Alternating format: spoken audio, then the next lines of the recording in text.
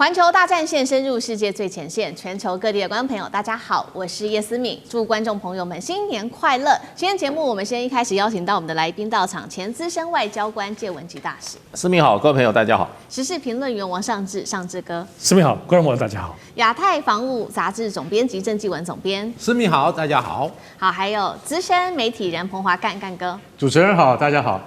好，观众朋友，今天的头条焦点，我们聚焦在中东的情势。先来特别要来关注到是德黑兰现在铁穹正式的成型了。今天也会来关注到细节项目，包括来自于俄罗斯的500套柳树，再加上伊朗自己的赛亚德3G 会猎杀美军的战机。那么哈米尼已经交代好了，他的继任者会做全面的反攻。这场战事怎么发展？今天我们会一起的来做深入关注。3个火线话题，我们今天也会请来宾来特别帮我们做解答。首先，特别来关心到了川普，他现在已经祭出了，包括2艘航母都压进到了伊朗的门口，另外再加上270架的战机随时待命。伊朗现在有什么底气不怕美军呢？在这样子的一个强势压境之下。再来，我们会关注到的是，有了俄罗斯的这一款这个监射飞弹柳树，再加上伊朗的最新的这个是赛亚德3G 的防御网。军事面，我们今天也会关注，在这样子的一个压力之下，美军还能够像当年的贝尔格勒轰炸那样打吗？最后会来关注到哈米尼，他已经选好了他的继任者，再加上现在说代理人战争可能会从中东地区延伸到欧洲，在这样的情况之下，川普真的敢动手吗？今天就这些议题，我们会一起来做深入的关心。好，本周我们就要关心到是在阿曼的斡旋下，在日内瓦这个地方会重启美伊之间的谈判。那么谈判桌上面，我们可以看到背后更是暗潮汹涌。尤其现在刚刚关注到了美军的动作，除了2艘航母之外，还有270架的战机都在待命。再加上我们来看到来自于美国的特使，他现在也说出了川普的压力哦。他认为川普现在其实压力是很大的，因为他不能理解为什么伊朗在这么大的一个军事的威胁下，到现在仍然可以不屈服。川普为此感到非常的纳闷。好，那么我们也来看到，那到底伊朗有什么样的底气？可以到现在还是不屈服呢？首先，我们要来看到是伊朗跟俄罗斯，其实在去年12月的时候就已经完成签署了一个军售协议，金额高达5亿欧元，并且这些武器会在3年内做交付。这当中细节来看到了，包括了500套柳树的这个防空的系统发射器，还有2500枚的监射飞弹。另一方面，我们来看到伊朗自己也准备好了自己的飞弹系统，它在荷姆兹海峡这边举行首次的实战的一个测试军演，那么还测试了它的长程海军防空飞弹赛亚德3G。今天我们会请来宾特别帮我们解析这一些武器哦。可以建构的是150公里的防御网，拦截目标包括了有战机、无人机，还有巡弋飞弹跟海上巡逻机等等。所以今天节目一开始，我们要来特别看到了遏制的这款武器，再加上伊朗的这个3G 的萨亚德，对于美军的威胁到底有多大？川普在这样子的一个压力下，还能像当年贝尔格勒大轰炸这样做，或者是说上次的午夜之锤这种快速打击，他敢做吗？干哥怎么看？好，所以说伊朗终究不是当年的贝尔格勒，也不会是最近才刚刚发生的委内瑞拉。为什么？那这一次哈，他从俄罗斯引进了500套柳树。柳树我要特别讲一下，它的就是官方的编号叫9M336啊，那它的前身是9M38、9M34啊，就是针式跟箭式监射防空飞弹。说穿了，这个柳树飞弹就是单兵带的，就是扛在肩膀上面。那你可以这样想，那这个它的射程范围的话，应该不高，对，它只有7到15公里的射程而已。但是它会有一个什么效果，你知道吗？就是美国海军又贵又高的那种F-35，那个战斗机，你飞一点点，飞低一点点看看，你如果飞得太低的话，你就会被我的监射飞弹给打下来，而且你很难从红外线讯机上面去找到发射飞弹的这个士兵，这就是监射式飞弹的好处。那它继承了以前就像美国的相同的标准的那个飞弹，就是刺针飞弹，我们国军也有啊。其实它的工作原理跟它的性能范围都差不多啊，就是差不多10多公里的射程，有时候甚至到了面前，眼睛已经看到了才打，所以这个就是一种什么？就是最后的一个制止的手段。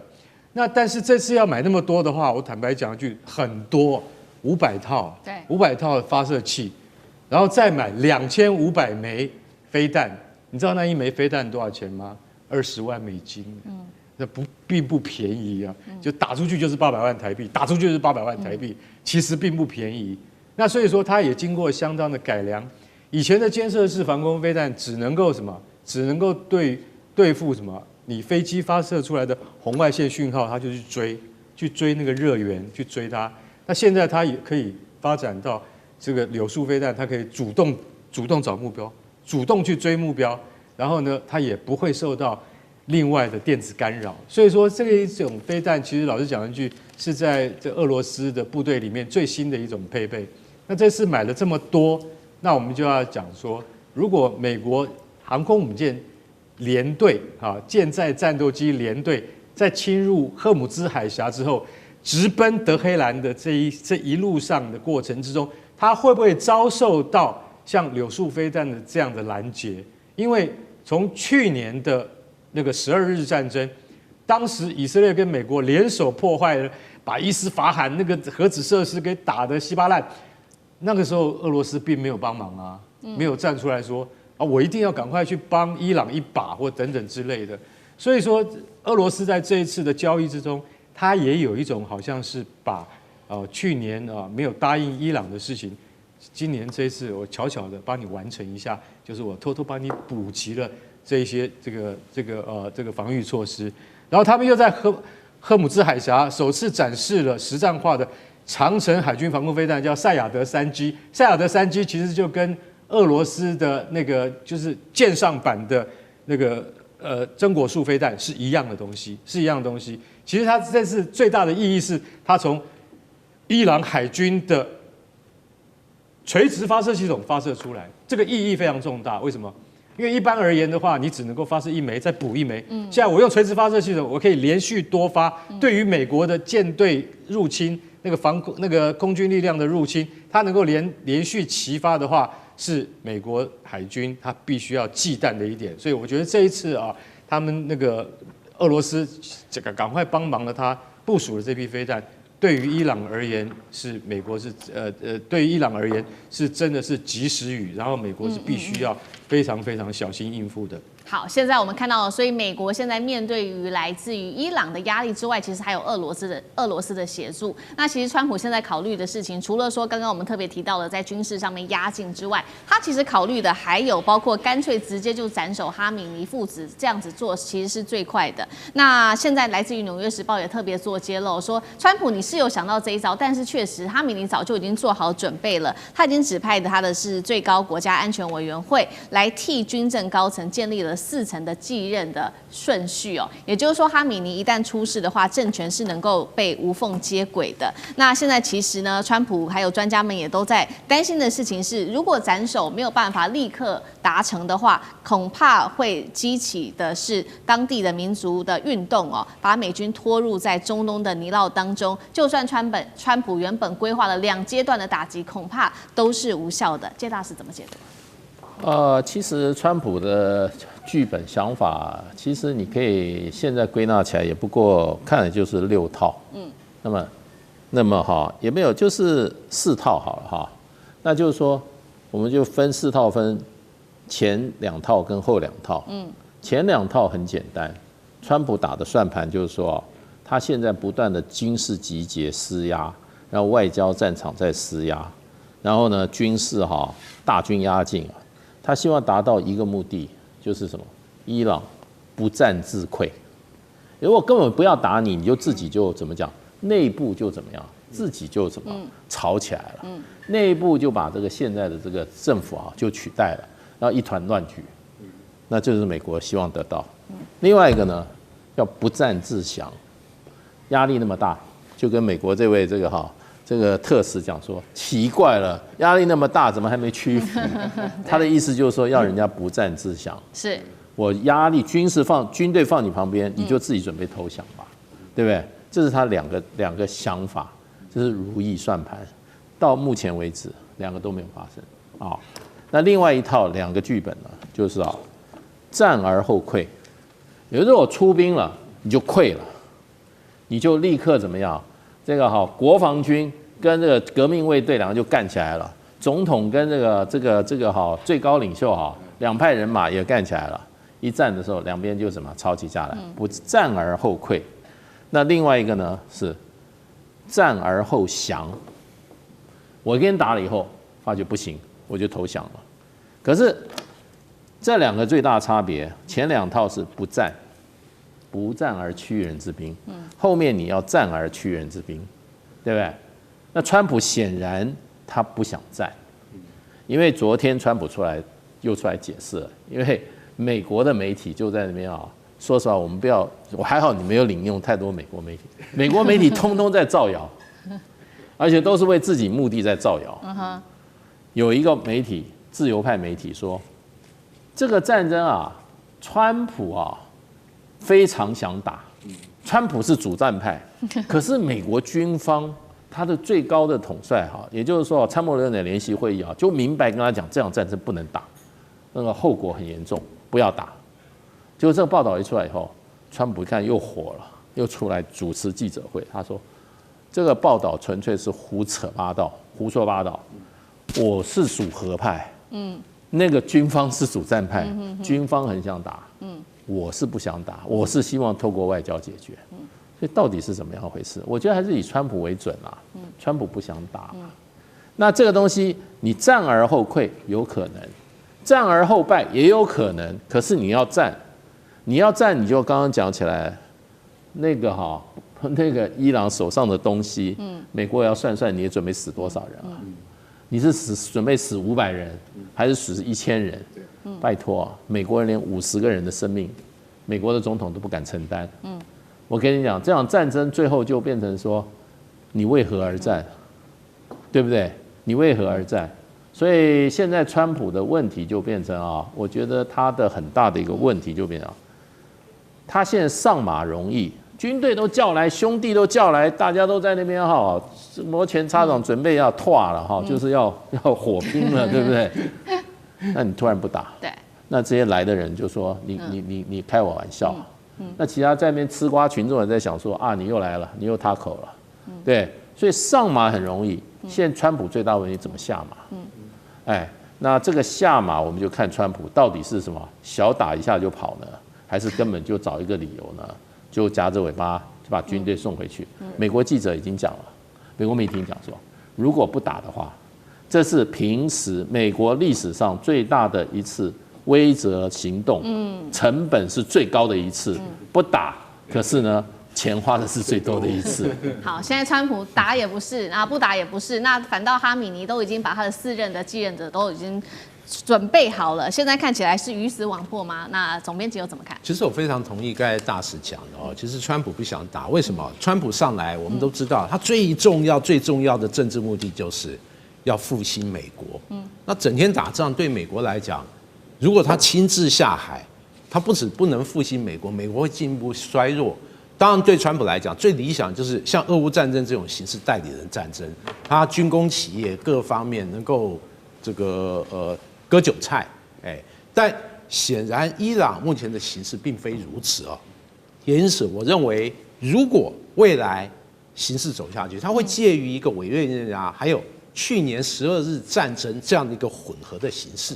首先，就委内瑞拉类似的翻版，我们可以很明显看到，川普大军集结，然后不断跟伊朗进行了好几波的谈判。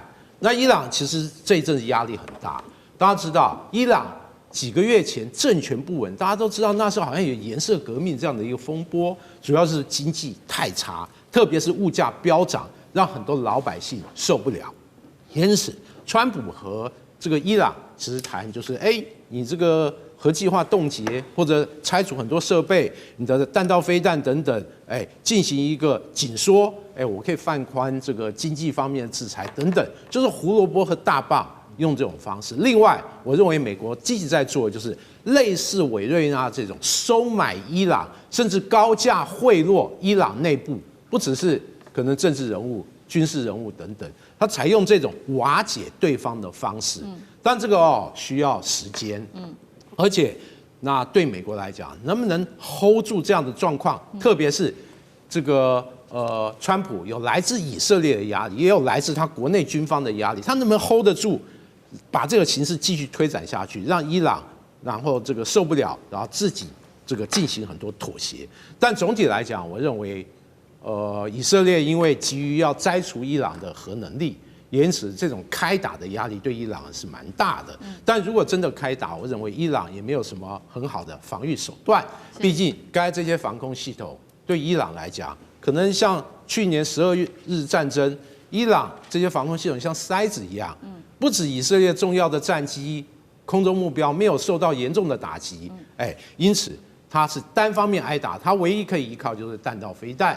会重演12日战争这种相互远程交火，但最后状况极可能是伊朗还是苦苦在那里硬撑，整个中东的形势事实上还是维持目前状况，没有太大的改变，大家都是继续拖下去。好，继续拖下去。那现在战事看起来其实也是一触即发的。那其实现在华府担心的事情，不只是在这个中东这边爆发这场战争，现在其实来自于《纽约时报》的另外一个说法是说，其实现在华府也非常的担心会不会扩散从中东到其他的欧洲国家，变成一场代理人战争。因为包括伊朗这背后，它有一些其他的代理人，像是也门胡塞组织可能恢复在红海这边的攻击，或者是真主党，甚至可能动用的是巡弋飞弹跟弹道飞弹，一旦真的开打的话，美军将会付出长期分散而且不可预测的代价。那像这个又怎么看？那川普承受得起吗？代理人战争？我想主要是代理人战争就是造成我们看到俄乌战争的这个消耗战。那这个消耗呢，其实就会拖了很久。但你说代理人战争，我觉得在美国跟伊朗这当中有点微妙。要什么呢？其实因为真正的敌人互相对方是以色列跟伊朗。但是现在美国有点公亲变事主哦，就是美国变成以色列的代理人，所以它本质上还是有一些微妙的，跟美国非要把伊朗怎么着这个部分的总的大战略目标，或对美国的真正最大利益，其实跟以色列不同。以色列就在这个中东的局里面，所以我觉得现在还是在看，我始终认为，对于伊朗要不要动手，还是要回到在整个这个美伊或者在中东当中，就是首先第一个是军事要掌握的情报。这个以及当中要付出的代价，如同前面几位所提到，要花多少钱？我认为特别我们在思考美国，现在在讨论美国这件事情，其实不要讲从思考整个美国五角大厦，现在美国的就是100%就是川普的意志，跟过去说拜登时代当中有很多幕僚在互相决定、互相拉扯不太一样。川普在决定什么就是什么，而且川普作为一个顶流的商人，你一定要相信我，要理解他，他很在乎钱的。他非常在乎花多少钱，花钱能够获得多少代价。白花钱这种事情他是不干的。所以你说现在没有说那么多部队在那个地方都在花钱没有错，但他有没有从其他的方式去获得？我认为现在是因为这个都不太明朗的是川普。不确定他花了这个钱从哪里来，所以还在琢磨，而不是我那么认为说是这个政治当中的这些碰撞。而且我觉得现在作为一个情报上、军事上也需要动态的评估。伊朗现在有个状况，他好像还是要跟你谈，没有像过去显现伊朗就不怕死。我们都知道敌人最可怕就是他是个不怕死的敌人，目前看起来伊朗好像也要在找一些缝隙要活下去，所以表示里头确实有一些磋商，无论针对钱跟情报的空间。我觉得现在还有包括美国自己本身的情绪也让川普很头痛。我唯一现在观察在意的是，川普有没有因为现在因为关税受到很大的挫折，在国内遇到还有 ICE 这些挫折，这个顶流的商人他可不是会硬吞啊，商人们都是我如果不爽，我一定要找个地方有出口。所以我现在唯一的我觉得在俄罗斯对不对，在整个伊朗状况当中，有没有可能是川普个人的情绪爆发的转移，而让他在所谓的这个相对来说比较客观思考当中有一点点落差？因此，真正的不是情绪，是川普的情绪。好，谢谢尚志哥。那我们休息一下，马上回来。地缘政治、美中之争、战略价值、强权崛起、小国生存。现在与未来洞悉事件走向，掌握世界脉动，全球观点尽在环球大讲堂。好，接下来我们要来关心在军事上面消息，在中国大陆，我们来看到特别看到它的这款军事武器翼龙10B 震撼的出口，而且这一次买的是谁呢？是中东国家的土豪国家沙烏地阿拉伯，这一次一口气购买了300架的翼龙，改写了中东的空权版图。今天我们会来关心中国的军武是正式敲开了在中东的市场吗？好，先来看到是来自于央视最新的证实，现在呢，中国大陆的隐身无人机翼龙10B首度的出口买主就是沙烏地阿拉伯，它具有什么样子的一个性能呢？包括有隐身的设计，还有隐身的设计，还有远程的渗透能力，创下的2个第一。我们来看到这2个，第一个，中国首款出口的隐身无人机；第二件事情，它是沙烏地阿拉伯在空军列装的首款隐身的作战平台。那这一笔交易其实呢，在前年2024年就已经定好了，是300架的订单。当时推估，价格其实是蛮高的，一架1000万美元，还会再加上其他的服务，包括配套的这个弹药啊、培训跟维护服务，总价值大约是落在30亿美元的价格。这一次首次出口到沙烏地阿拉伯，我们可以说它正是中国大陆的军武打入了中东的高端空战市场吗？对于美国的目前在当地的垄断地位，是否已经造成了破口？干哥怎么看？好，你知道为什么他要下这个重本来买吗？一架1000万美金，它不便宜耶。它是一架无人机。我们要有一个基础概念，就是说，10年前我们买 F16的时候，那时候 F16一架才3000万美金。那你如果说现在，当然现在不止了啦，可能1倍了。可是你也会记得说，我们买凤凰专案的时候，一架 F16是3000万美金而已。现在这个翼龙11架就要1000万美金，很贵了。为什么它很贵？那就是汲取了去年以色列跟美国在空袭伊朗的时候，那个时候所造成的结果。沙烏地阿拉伯真正觉得他们需要有一队无人机来帮他们挡住入侵，挡住谁的入侵？最有可能就是从伊朗来的入侵。所以说沙烏地阿拉伯它本来就已经有翼龙1跟翼龙2机队了，大家可能也许不知道，因为是秘密交易。沙烏地阿拉伯在好几年前就已经跟中国买了翼龙1跟翼龙2。那翼龙的前行的这种无人机，坦白讲一句，它只是一种侦察机。可是现在你看得到那个翼龙10B，它已经是重型无人机，它是非常大一架，它的翼展它几乎它就是等于美国版的 MQ9啊，海上卫士式，我们即将要买，非常大一架。可是它在那个雷达的这个光谱上面，你只看到它只有多大？它只有1平方公尺的大小，相当于一只大鸟。当然你不能跟 F35或歼35比啊，它们只像一只瓢虫那么大。对。但是它已经像一只大鸟，已经非常小了，会被误判为是鸟而不是飞机。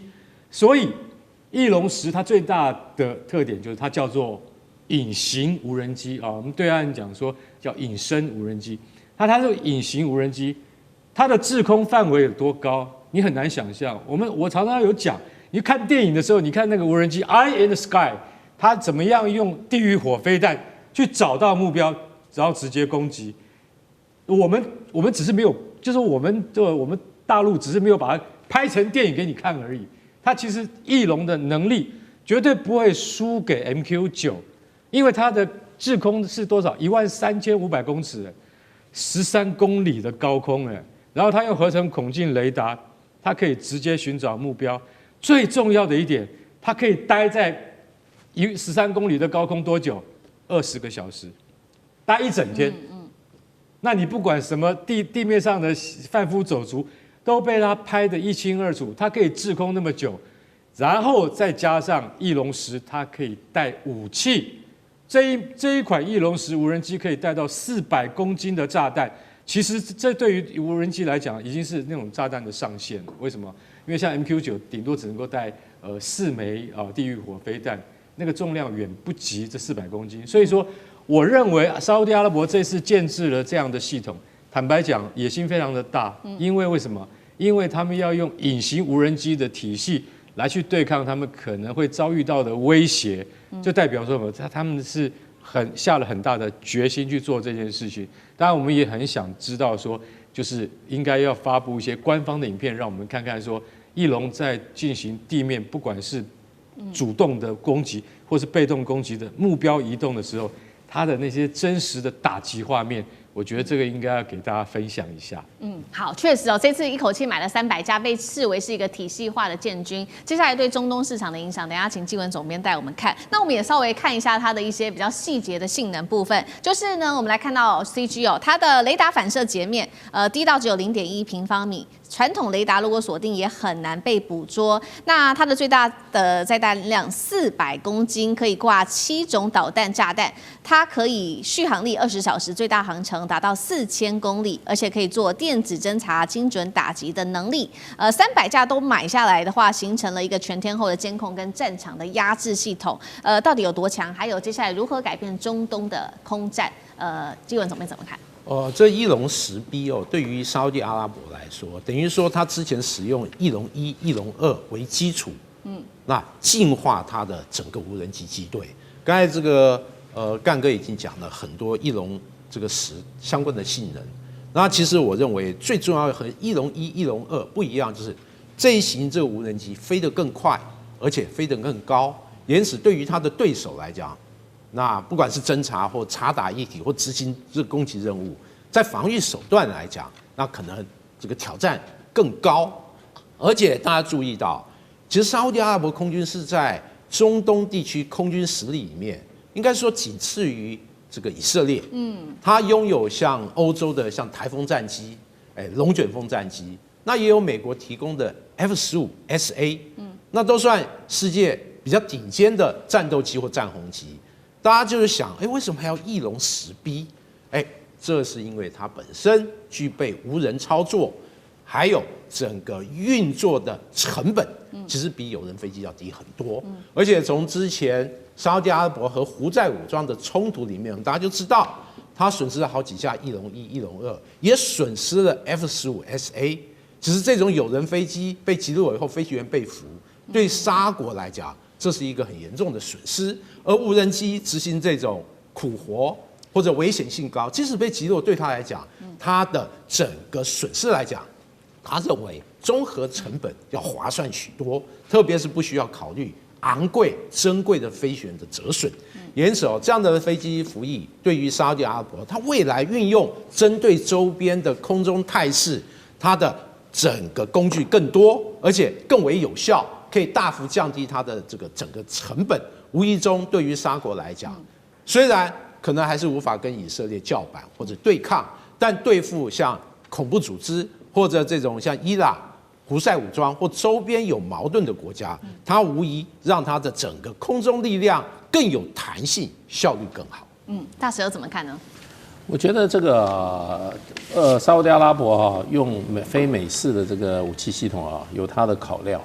因为事实上的话，我前一阵还有一个朋友，他是在电子业的他告诉我确认一件事：美国卖给你的设备美国的总部都可以让你停机，让你宕机，各种机械，包括我们这个晶圆的制造的这种重要的机械所以那这样子的话，那美国卖出来武器事实上美国就是说这个拥有它终端操控你这个武器，这个在它发挥的功能上美国是有最后的控制力。对，不管你信与不信起码在这个我刚刚讲的这种设备上，美国确实有的。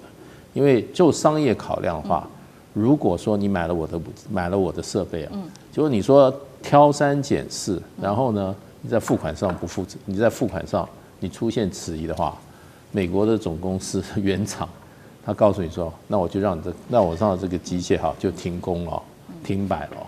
所以这个就是我觉得任何使用美式武器的人，大家都心里面有一个疑点。虽然沙烏地阿拉伯目前最大的假想敌不是以色列，所以有些如果美国沙烏地跟以色列冲突的话，他那个大批的美式武器是不是能够还可以顺利发生功能我觉得他们自己都没有把握。所以任何国家，你在美国现在这个情况之下，什么事都干得出来的情况下，你使用另外一个国家的武器系统，对你来讲是一种安全的保障。是，所以我觉得他使用中国式武器系统那么改换武器系统我觉得对沙烏地来讲的话，是更有把握自己的武器哈，在关键的时刻哈不会突然失灵。对，好，我们现在看到，所以中东国家表达了对不管是美国或者是以色列的一些不信任，所以选择了中国大陆的武器来分散风险。那确实，现在中国武器打进中东之后，以色列方面也有最新的动作。我们来看到，以色列现在正在加速的是扩大它的这个西岸的屯垦，那引发了欧洲跟中东在内18个国家强烈的不满。更敏感的事情是，美国驻以大使发表了支持大以色列的相关言论，那现在包括阿拉伯、伊斯兰国家14国同声做谴责。上次哥怎么看？我想，其实这个穆斯林国家，我们讲，其实跟美国之间虽然看起来关系好，也采购他很多的武器，但必须得说，他们这不是一个信任。首先，这个跟犹太人之间的这个部分的冲突，它是几百年累积的部分的宗教冲突，不是一个美国的强大就能够说服的。而且国与国之间，与其说是信任，除非领导人有交情。它最多，其实它那个东西不是信任，它是符合预期，比如符合战略的预期，符合一个整个情报的预期，这看起来像是信任，可是其实不尽然。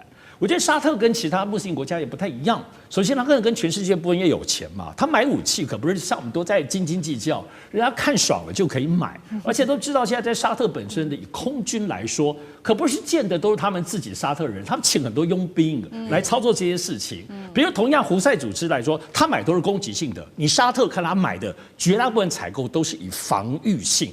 还是为它本体的核心，所以我觉得要特别看到说，现在在沙特的状况以及在中东的情势，确实要考虑现在中国的因素蛮特别，主要现在还不是军事，主要是现在在中国大陆最新统计，2025年已经有35万人就住在杜拜跟沙特这一带。然后呢，原先在整个新加坡当中，中国大陆最有钱人以前待在新加坡，从香港跑出来，这1年多来，就2025年全部都跑去杜拜。在那个地方购买房子等等，而且因为那边的税也低，而且连开什么法拉利什么的，新加坡那边都说有钱人中国你不要开法拉利，这边嚣张。可是，在沙特都可以，所以跟中国的关系的紧密其实是很神奇，不只是军事，包括现在因为中国大陆新疆治沙很好，我们知道沙特已经派出 N 组的人去看一下中国大陆的治沙可不可以移过来，而且现在已经有专门的团队就在沙特做这件事情。好，金融我刚刚描述的部分有很大从新加坡迁移到沙特，包括治沙，所以还有军事这个东西，因为体系化作战，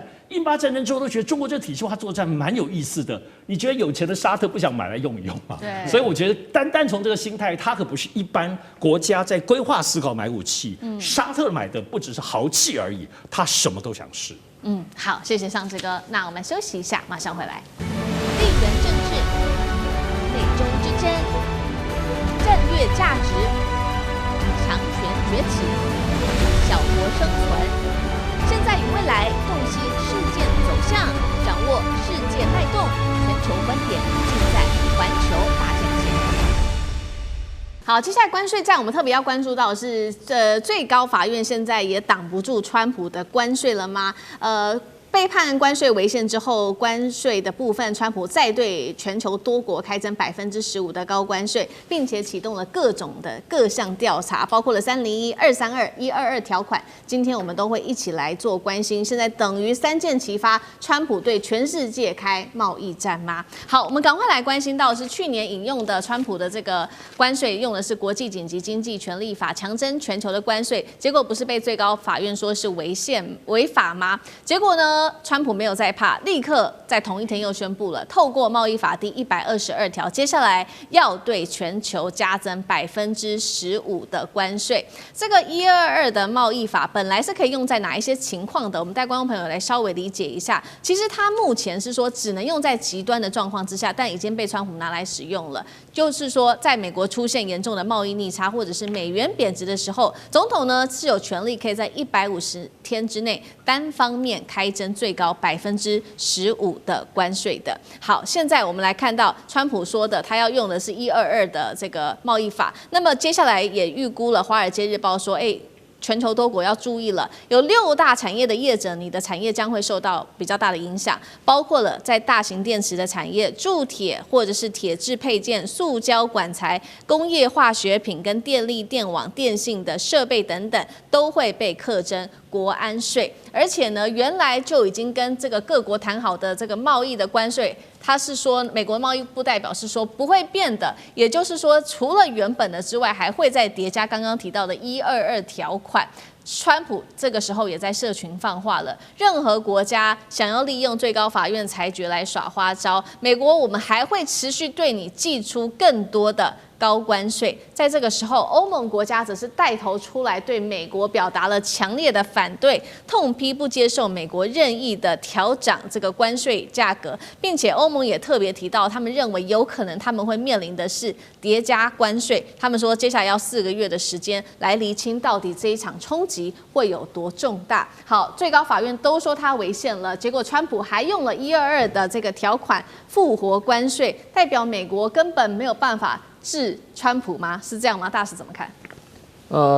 因为这个法院的判决啊，基本上只是说你引用国际紧急经济权利法，那引用的话引用失当，因为这个并没有发生经济紧急状态出现，所以你引用的这个你让这条法律生效的前提不存在，所以你这个措施就是不正确的。他并没有说你引用别的法律就违宪了，对，因为川普还有很多法律可以引用，起码算起来还有5种法律。那同样有这个所谓的贸易法，另外还有关税法。关税法最狠的是1930年的时候，那时候正好世界大萧条之前了。那时候的美国总统，当时美国总统是最有名的关税的这个关税之王，川普最喜欢他了。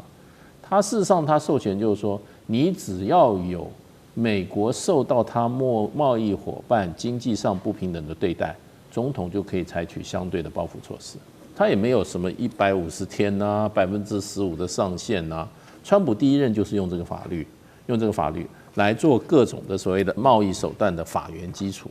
那问题他第2任以后，他太有信心了，因为他觉得最高法院是他养的，因为6个大法官里面有3个是他任命，6个大法官自由派的、保守派大法有3个是他任命的，那另外3个也是之前也是属于保守派的。法院的结构是6个保守的对3个自由派，川普根本不在乎。没想到这个事情一出来以后，美国有几万个中小企业，包括我们很熟悉的 Costco， 还有美国的进口商一起告川普，说你这个违宪。所以在联邦贸易法院打川普也输，川普上诉到联邦上诉法院，川普也输，才打到联邦法院。川普本来讲联邦法我养的那几个都是我养的，我任命的，其中3个都是我根本就是我任命的，就没想到他任命那3个里面，对不对？有2个就反叛了，就叛变了。对，另外一个还有就是他首席大法官也是保守派的，他也反对了。所以川普他就会想说，哎，我真的是很笨，我当初干嘛要引用这国际紧急经济权利法？我要引用贸易法，对不对？122条，现在122条不是没有人敢说话吗？那接着他可以引用贸易法301法案，301法案也是一个怎么样？这种是天王法案啊，他可以为所欲为的，只是他事先要调查。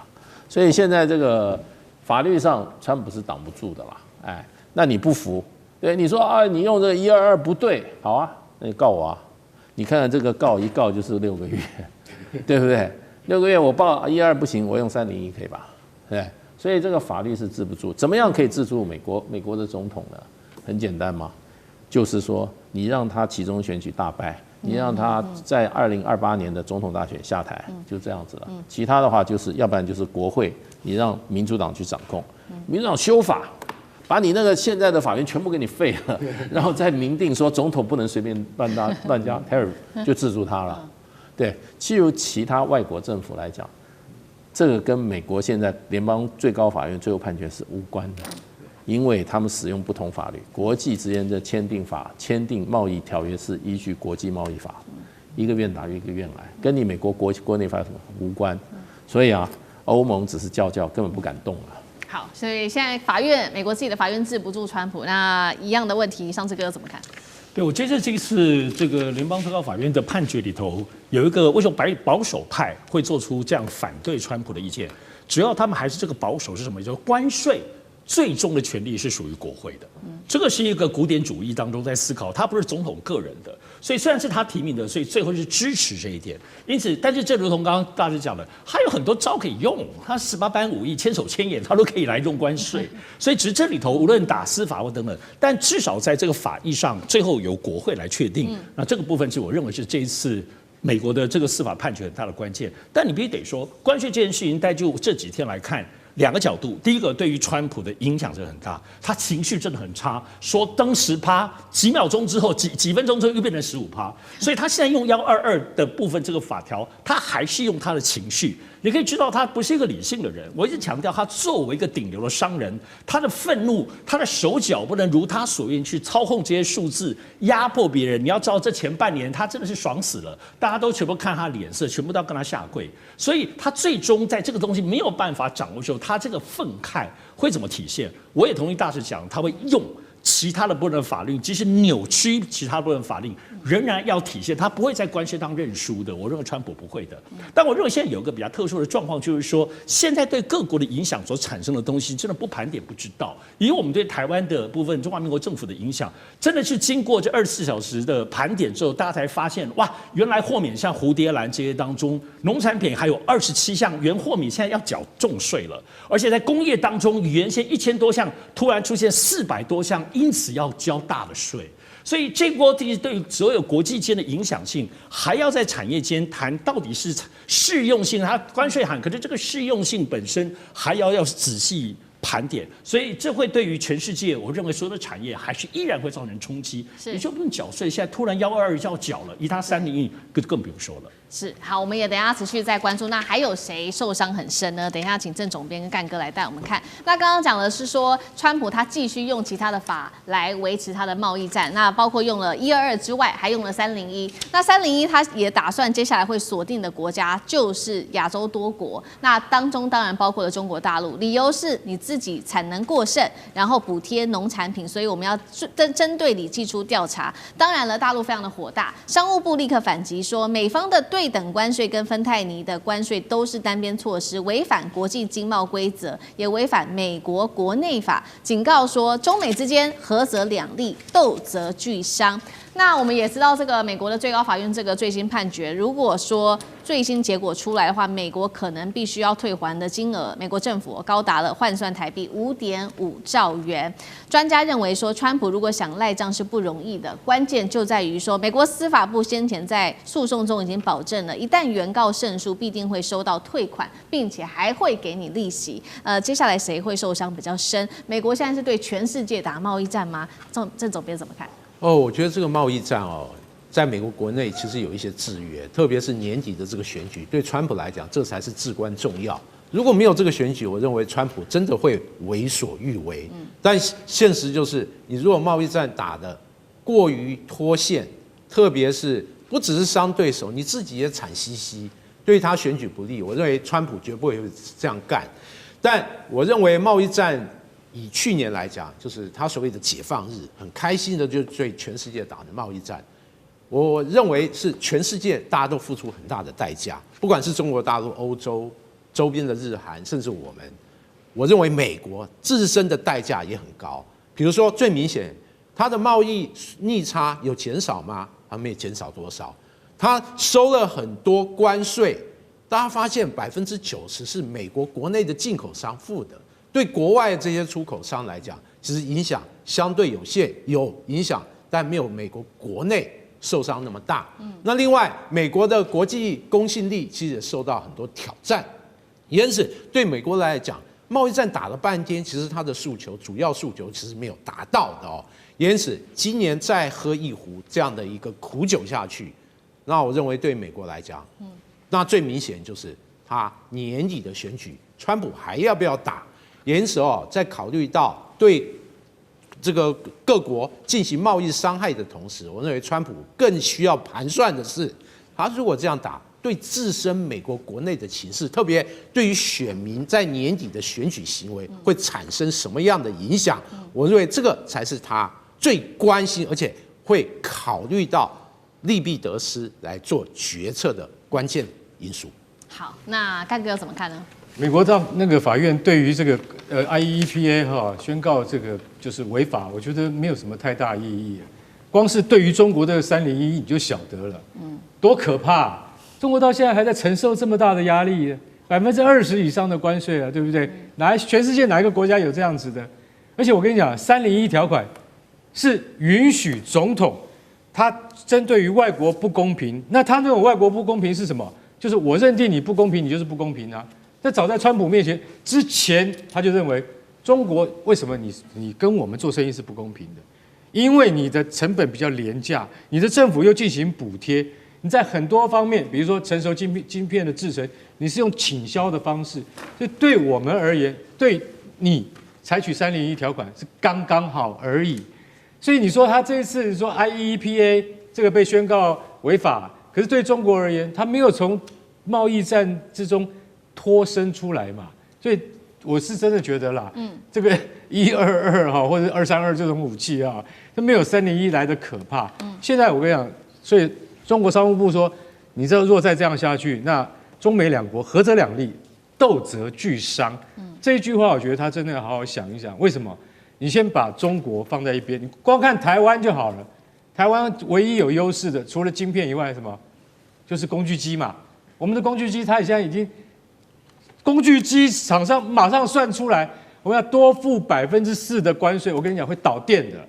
还有什么养蝴蝶兰的啊？还有养什么那个火鹤兰的，它都会导电。为什么？这些都是对美国出品的大宗。你现在如果说重新再定义啊，你重新再定义，你用122条款要征收15%的关税的话，那我们台湾不要再谈判半天，谈判什么？5000亿台币都已经付了，说我们要不是台币讲错了，5000亿美金，20兆的投资到美国，我们都答应要付了，现在换来还是15%。所以我说，对于不管海峡的两岸，川普他这个难怪他会对着那个大法官大骂说：“你们这些人到底还有没有爱国心啊？啊，你是我自己派任的法官，还这样对待？你说我跟你讲，你们背叛了美国的工人。我跟你讲，川普背叛了全世界，这句话才是真话。”好，谢谢干哥。那我们休息一下，马上回来。地缘政治、美中之争、战略价值、强权崛起、小国生存。现在与未来洞悉事件走向，掌握世界脉动，全球观点尽在环球大战线。今天的特别报道，我们要针对的是俄乌战争正式的满4周年，我们要来做一下回顾。那么，普丁在这个时候大军来蚕食鲸吞哦，川普的承诺我们也来回顾一下，几乎是可以说是全面针对乌克兰的承诺都是全面落空的。泽伦斯基这个时候还喊话美国，请站在我们这边，有没有用呢？好，我们来看到正式的这个乌俄战争满了4周年。正式的要迈进了第5周年嘛？双方现在持续的在交战，而且是完全都看不到任何和平的迹象的。普丁跟泽伦斯基在这个时候也趁机在隔空喊话。我们先来看到普丁说什么？他说呢，执行特别的军事行动的俄罗斯部队坚定的保卫了我们的国家利益。俄罗斯现在正在为未来的真理跟正义而战。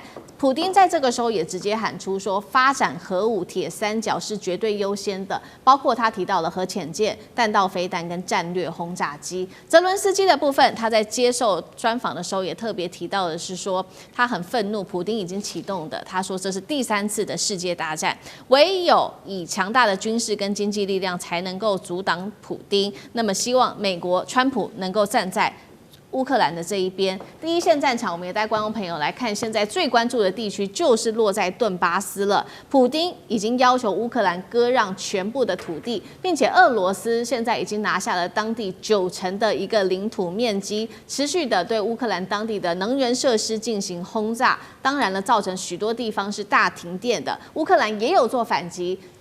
包括了以无人机、飞弹来还击在俄罗斯的工厂。俄乌战争超过4年，进入到第5年，有可能在今年取得和平吗？停战的关键，干哥有怎么看？我们没有办法真的去理解这一场战争已经打了4年整，今年2026年的2月24号刚好满4年，这场战争打了4年的结果是什么？结果是泽伦斯基还是不知死活，他还是说着一样的话。他说：“我不能放弃那4个乌东4州，如果我放弃的话，那是放弃了百姓，我会成为历史罪人。”好，那想请问你一下，如果在没有办法上谈判桌之前的90%的顿内茨克已经被俄军占领了，而且里面大部分住的是讲俄语的俄国人，那另外赫尔松啊，还有那个扎波罗热等等这几个州。请问一下，你还能够控制多少？现在90%控制在俄罗斯部队的手中，那你必须要让他吐出来，你才愿意上谈判桌，还是要用别的方式来解决这个问题？其实我觉得这个真理不辩自明，大家都已经看到实际的情况是这样子的。然后普丁还特别讲了一句，我很讶异他为什么会讲这句，他说：“核三位一体仍然是我们和平安全的保证。”突然讲到核三位一体的原因是什么？这句话不是讲给泽伦斯基听的，是讲给美国听的。为什么？因为泽伦斯基没有核武，所以这句话就是讲给美国跟北约听的。我告诉你，如果没有办法达成和平协议的话，那我最终的保镖就终极武器还是核子武器。要拿这个东西出来，告诉你说我会用它的，我会用它的。如果我还是不能够解决乌克兰的问题的话，其实坦白讲一句，每一方啊，就是不管俄罗斯或是乌克兰或者是美国，三方都很想赶快在今年之内解决问题。泽连斯基讲了，他说如果把我换掉是好的选择的话，我愿意举行大选。只是现在我们没有，乌克兰没有条件举行大选，但如果把我换掉可以换取真正的和平的话，我愿意退让。可这个话都是场面的话。我说一句实在话，如果真的换一个人来当乌克兰总统的话，也许战争就结束了。现在只在各个领导人的一念之间，我觉得普丁不会有太大的耐心，而最没有耐心的是川普，他可能要祭出重手来结束这一场战争。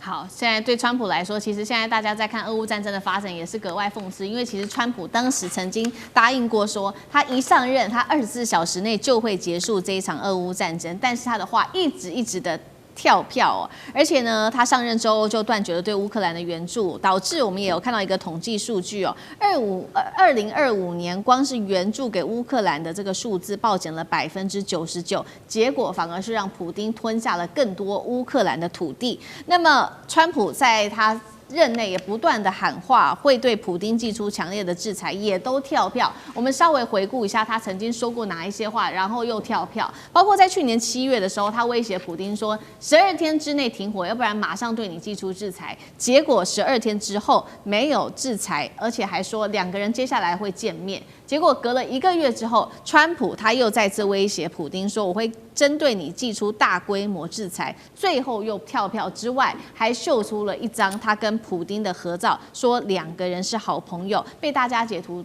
说川普的逻辑就是欺负弱者，讨好强者。那另外一头，其实我们在最新的报道、最新消息还指出说，决定俄乌的成败，还有包括了中国大陆在背后援助俄罗斯。来自于日经说呢，中国的大型军工国企这家是电子进口出口有限公司，正在支援俄罗斯它的境内的大型军工厂，提供的是包括了火箭弹药，还有关键的设备，都是重要的这个决定战场的重点之一。大使怎么看？川普上任1年多来，到底俄乌战争谁得到好处？100%是俄国得到好处，因为他上任1年来，你刚刚讲了，美国对乌克兰的军援、金援减少了99%，我不知道那1%是什么东西，全部都没了。对。这个他上来以后就是说要乌克兰，就是说是食物嘛，哎，你要不然回来土顿就不要了啊，你没有办法跟俄罗斯打，你没有牌，他最有名的你没有牌，对不对？泽伦斯基跑到白宫去吵了以后，川普就是两件事情，断粮、断枪，你想打仗是吧？你好打是吧？我不给你饭吃，你打什么？你想打仗是吧？我不给你枪，你去打什么？那泽连斯基现在还能够苟延残喘，就是欧洲取代了美国的角色嘛，对，那而且美国就川普来讲，他已经什么功德圆满了，他不但不给粮不给枪，所有的要粮要枪都叫欧洲拿钱，叫欧洲拿钱跟美国买。另外一个，他认为拜登时候那个败出去的钱，免费送给乌克兰的钱，他已经跟乌克兰签好了矿产协议，所有的这些资源的开采，最后先还美国的债，还完以后大家再对分。所以就川普是怎么讲，吃肉不吐骨头啊，是啊，非常绵密的。不过你要晓得，川普的大战略，每一个人做事一定有一个大战略。他对俄乌的大战略就觉得这样战争跟我无关，那是川普的战争，那是拜登的战争，本来就不应该打的，那是非常愚蠢的。那他应该要结束这场战争。结束战争，基本上结束战争的目的是修好美国跟俄罗斯的关系，形成美俄同盟，共同去对抗中国。这是川普的大战略。那他就很火大，因为泽伦斯基已经破他的局。泽伦斯基最近在这个慕尼黑会议讲了实话，他说大家都叫我让步，美国天天都叫我让步，对不对？他说很奇怪，美国为什么不叫普丁让步，只叫我让步？对，所以你们要对我公平一点。泽伦斯基是真正装傻吗？他也知道，川普基本上就是叫他割地赔款结束了，反正割的不是美国的地，赔的也不是美国的款，对，所以赶快结束了。那泽伦斯基不识相，你就继续打吧。那川普就怎么样？我就表演可以我对这俄罗斯制裁，我怎么呢？都是嘴巴讲讲，实际上他不下手叫你泽伦斯基要赶快跪地求饶都不错了。所以我觉得乌克兰实在是认不清楚形势，这个形势对他非常不利。是。好，基文哥怎么看呢？当然，这个形势对乌克兰是非常非常的不利哦。但我认为这样造成这样的形势，就是乌克兰这个不对等的对美国有严重的依赖。我认为是造成他必须要被川普予取予求，而毫无还手之力。特别我们都知道，那乌军虽然现在接受到美元的武器装备越来越少，但大家知道，他现代作战所需要只管通勤系的这个星链还是靠美国来供应。美国如果真的狠下心把星链断了，那乌克兰就打回二战时代了。那他还能现有的一个高效率使用无人机进行反击吗？也因此，对美国来讲，它还是有很多拿捏你的工具。更何况，这个过去半年以前，我们都知道，那美国和乌克兰签了很多一些协定。那乌克兰很多自然资源，整个国家都卖给美国，因此对美国来讲，他当然可以这样，吃干抹净之余，把你用最好的价格卖了，而且他还可以获得所谓枝枝念念的这个诺贝尔和平奖。因此战争打到现在，我认为乌克兰就是一个很血泪，就是没有搞清楚国际形势，跳到国际强权里面当马前卒，最大的一个受害国。这个案例值得后续其他国家在周旋复杂的国际形势的时候，我认为这是一个非常好的一个可以借鉴的一个极端的案例。好，所以美国只看自己的利益，那接下来川普还要欧盟说你自己好自为之，自己对付普丁有办法吗？像这个又怎么看？我想现在最大的关键是现在有关于俄乌战争，乌克兰受的所有的 suffering， 它的所有的苦。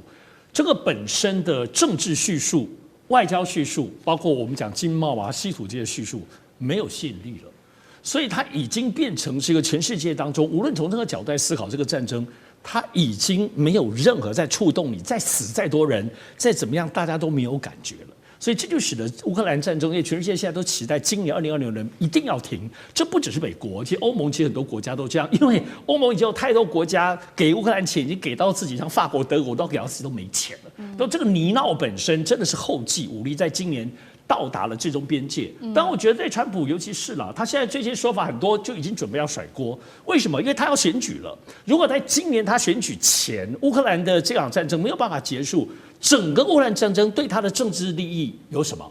如果不能交换他来选举加分，还有什么？所以这些东西就使得这个现实度，还有包括川普之前对于泽伦斯基的这个恶感，应该是非常强烈。